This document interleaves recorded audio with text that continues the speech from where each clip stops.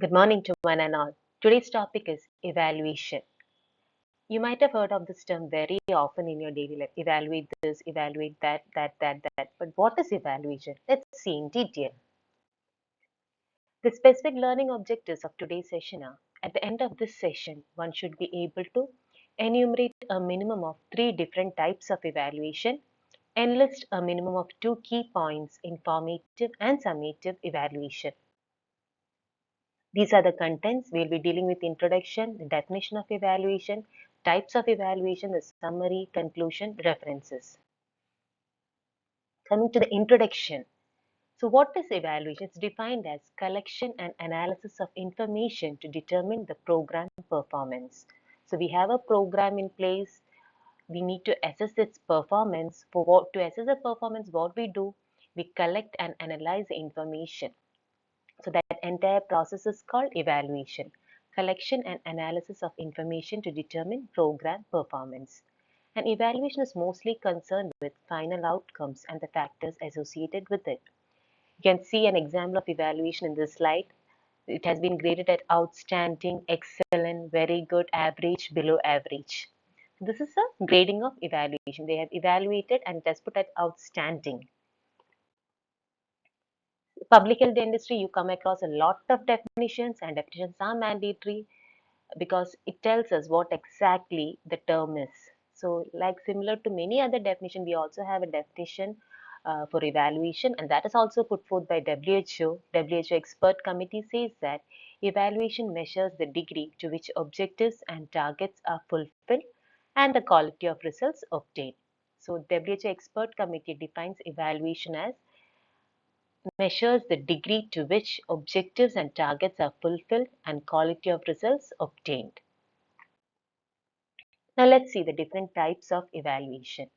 Basically, Scriven has proposed this classification of evaluation, which includes formative and summative evaluation. The example of a formative evaluation is, I hope you might have seen your mom cooking in the kitchen, right? So your mother is cooking, let us say, sambar. So she is cooking sambar, and in between cooking, she is not sure whether she has added salt into it. So what she will do is, she in between cooking, she will take a spoon and taste it to ensure whether the salt she has added the salt or not. So that process of tasting the sambar in between cooking is called formative assessment. So once she finished cooking the sambar, she will keep it in a dish and serve it to you and your father. So then you guys will taste it and will comment on it. Maybe you will say, Amma, this sambar is super. Your father will say, yeah, it's good, but tamarind is little, it's a little less. Some comment, your father and you will put forth. So that is summative evaluation. You are evaluating it at the end of the product. The entire sambar has been already cooked. So you are evaluating it at the end of it. So that is summative evaluation. And formative is you are evaluating in between. That is done by an amma in the kitchen.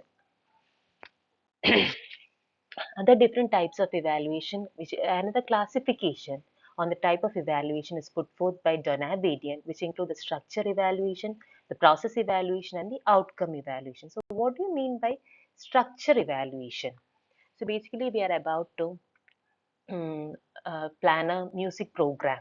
So for that, we have selected an auditorium. So before the program starts, we need to evaluate whether the physical infrastructure is appropriate to conduct a music program. So how will you check that the physical infrastructure is appropriate?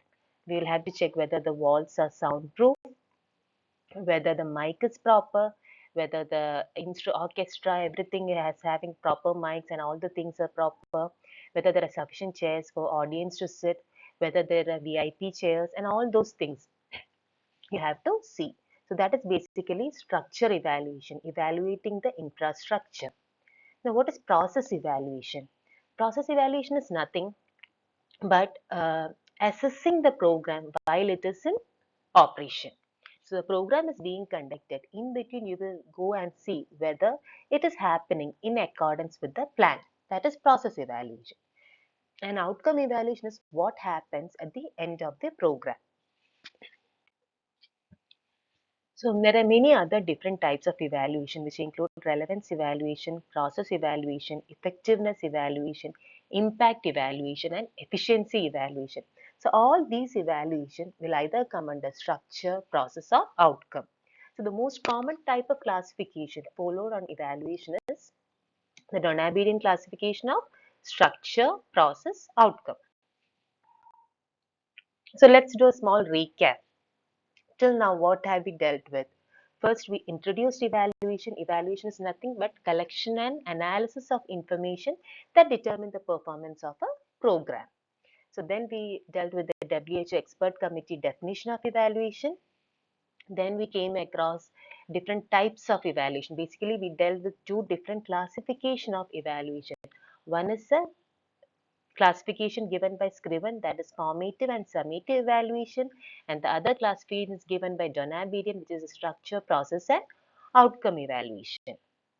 And then we also saw many different types of evaluations like relevance evaluation, process evaluation, effectiveness evaluation, impact evaluation and efficiency evaluation.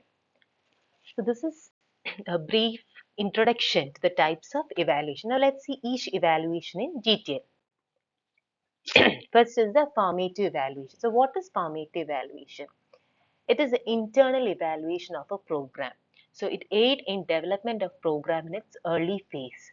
Like I said, when the mother was cooking sambar, she tasted and she find that salt is less. So what she will do, she will add more salt to it, which will improve the taste of the sambar. Similarly, it's internal evaluation of a program and it aids in development of program in its early phase. So basically, effective formative assessment helps in getting us effective feedback on the process of the program, effective feedback on the progress of the program, and effective feedback on the final outcome of the program. So formative evaluation always help in the internal evaluation of a program, which helps in making the program better. And next is summative evaluation. So what is summative evaluation? It judges merit or worth of program after it has been in operation. It aimed at program decision makers who will decide whether to continue or terminate the program. So once the program is over, they will be asked to evaluate the program. So by evaluating, they will decide, okay, this is giving good outcomes, let's continue. No, no, this is not proper, so let's terminate it. No, it can be continued with certain modifications. Let's do that. So evaluating at the end of the program is called summative evaluation. For example, you have your university exam.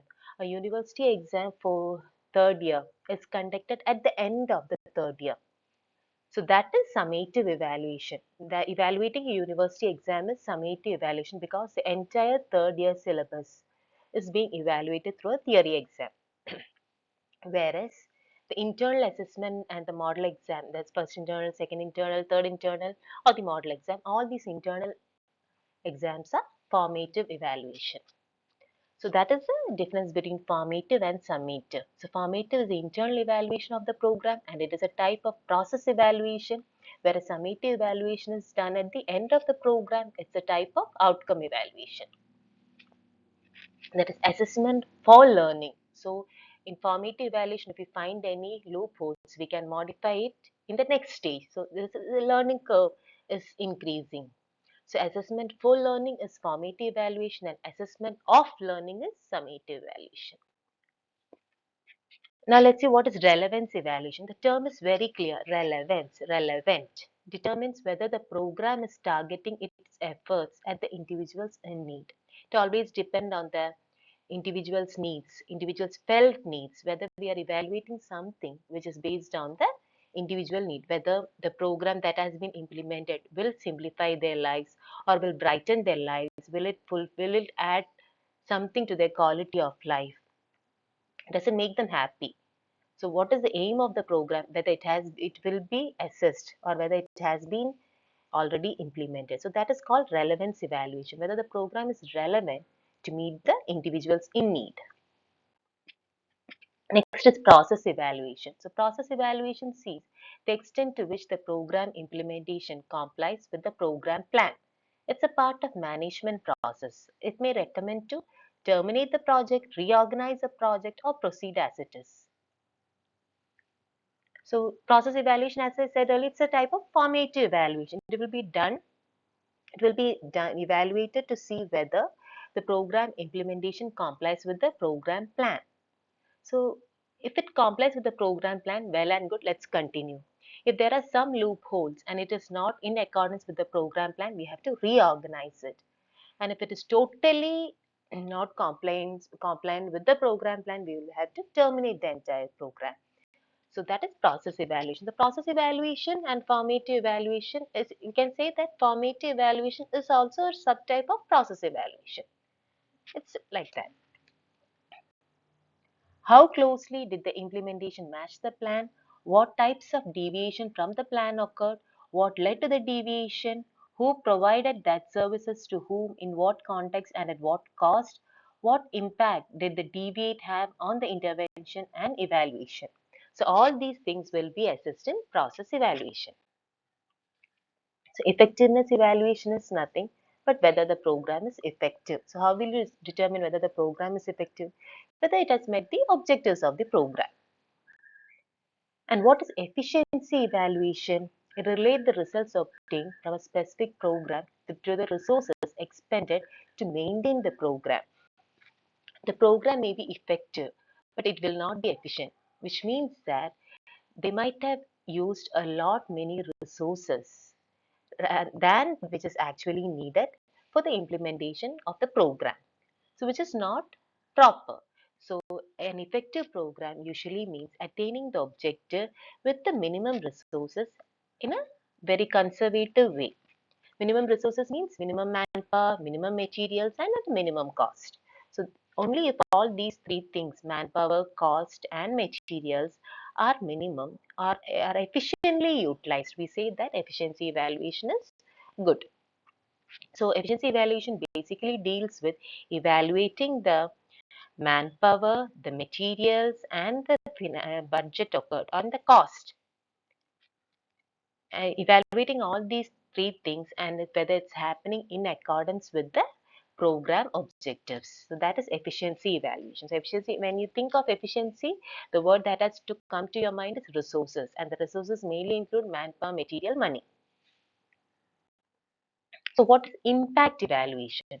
Long-term outcomes of the program is called impact evaluation. You have done an oral cancer intervention program, and after that intervention program, you see that some people have become aware of oral cancer. Soon after the program, if you do something, it's called outcome evaluation. So maybe after 5 years, you're assessing it, long-term outcome, and even then you see that the people are remembering that intervention and following the things which you told that day, then it's at got good impact evaluation. That type of evaluation, assessing the long-term outcomes of the program, is called impact evaluation.